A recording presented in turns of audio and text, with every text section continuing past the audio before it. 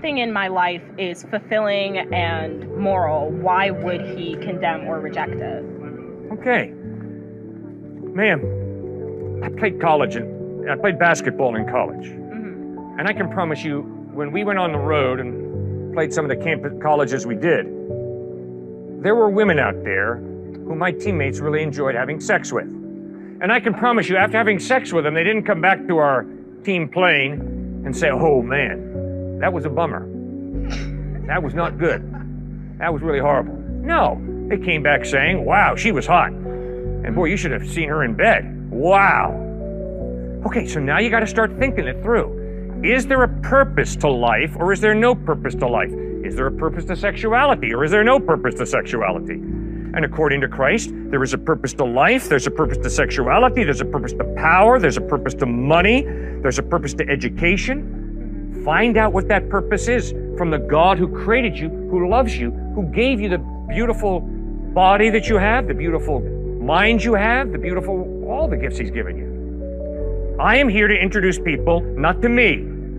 I am here to introduce people to Jesus Christ. And according to Christ, racism is wrong. What my teammates in college did, the fellow basketball teammates I had, when they went out and womanized, that was wrong. That doesn't mean you're less valuable than my basketball buddies, than my racist buddies. We're all human beings created in the image of God, and God loves all of us. Wait, you just said you had racist buddies? Yes, I have racist friends. Oh, And wait. And what do you think I say to my racist friends, guys? You shouldn't be friends with them, though. Oh, I see. So because you're racist, we can't be friends. yes. Are you kidding? Absolutely. Yeah. Yeah, you guys are part of a cancel culture that doesn't understand grace and forgiveness. I have friends who have been sexist, who are racist, who are homophobic. I have skinhead friends. I have atheist friends. I have agnostic friends. I have friends who have date raped. I have friends who've done all types of evil. And I plead with them. I love you. I'm concerned about you. Please come to Christ and allow Christ to change your life. And I don't look into the face of a white racist and say, you're a piece of dirt and I don't want to be with you. No, I plead with them. No, I shouldn't. Jesus never treated anybody that way.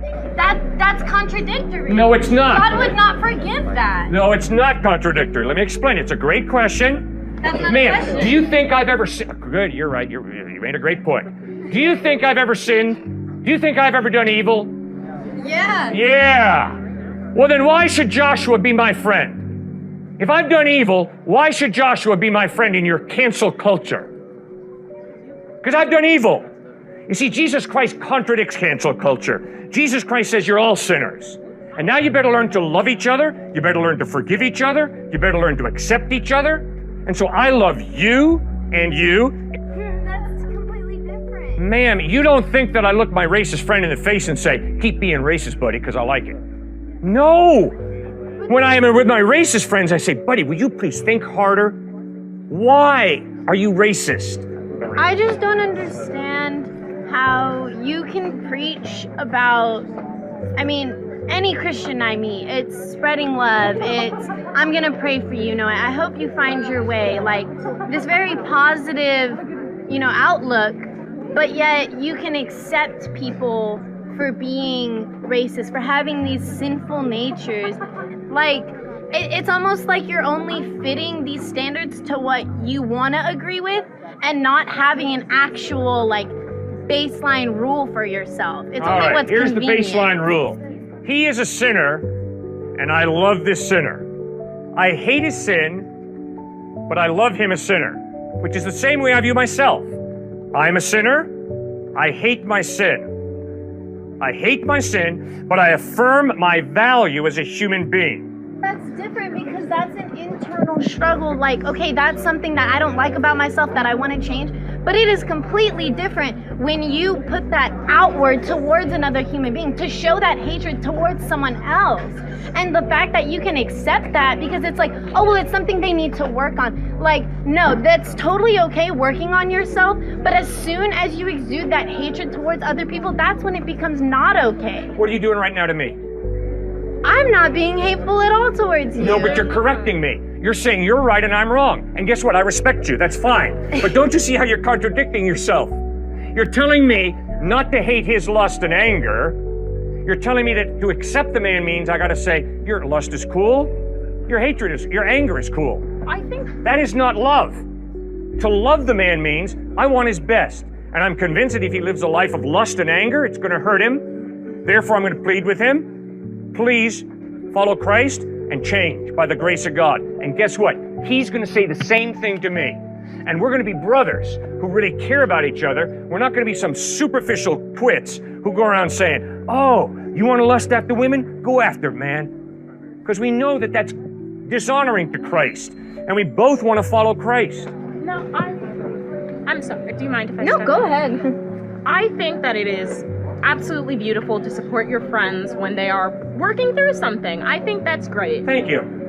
But when it gets to the point that what your friend is going through is being harmful to the other people around them, Yeah? there's a certain threshold that gets crossed where you can no longer support that person and you need to pull back. Exactly. To be friends with someone who is, because they can't think that that's okay. To be friends with someone who's outwardly racist or homophobic, who is Outwardly. hurting those. And yes, you're outwardly. claiming to have friends who have committed date rape and you're chill with it? Like you're just still their I friend? never Exactly. once You're said still I'm their chill with buddy. it. Well, You guys are not listening. You're blinded by your emotions. I said that if he lusts, if he's a date raper, I'm not going to look him in the face and say, oh, Joshua, that's really cool that you date rape. I'm chill about that. No, I'm going to say, Joshua, I love you, and you're a friend of mine, and I'm pleading with you because I love you. Refrain from date rape. It's evil, it's sinful, it's wrong. But Joshua, you got to understand that I'm not better than you because I'm a sinner also. And I need you to hold me accountable. And when I blow it, because you're my friend, I want you to tell me that I'm blowing it. I don't want you to just say, oh, chill, everything's chill. No, everything's not chill. I wouldn't say that either. I would say, okay, you date raped? Sorry, we're not friends anymore. Okay. I can't be a person in your life if you're gonna do that. If you have done that. If you come back to me and say that you corrected that, you turned yourself in, you made amends years later, maybe. But what you define as wrong and sinful, that's what we're arguing. That's because right. You can't see people on that. You can't support that kind Yeah. of person. And that's your problem with Jesus. I understand. Because Jesus had the audacity to say, you've heard that it was said, do not commit adultery. But I tell you that if you lust after a woman, you've committed adultery with her in his heart. And both Joshua and I have lusted. Which means, although neither one of us have date raped, we have sinned. Which means not only does the date rape need forgiveness, but Joshua and I, Cliff, need forgiveness because we both have lusted. No, Joshua, I don't think you've ever date raped, have you? No, neither have I. Okay? So, but we both have lusted. Now here's the challenge. The challenge is for Joshua and me not to say, well, we really are superior moral beings because we've never date raped. No, we're not superior. We have lusted, which is dehumanizing a woman, and it's wrong. It's not as bad as date rape, but it is wrong. Therefore, Joshua and I need Christ. We need his forgiveness. We need his help to change. And I hope you find him. Good. I hope you find him also.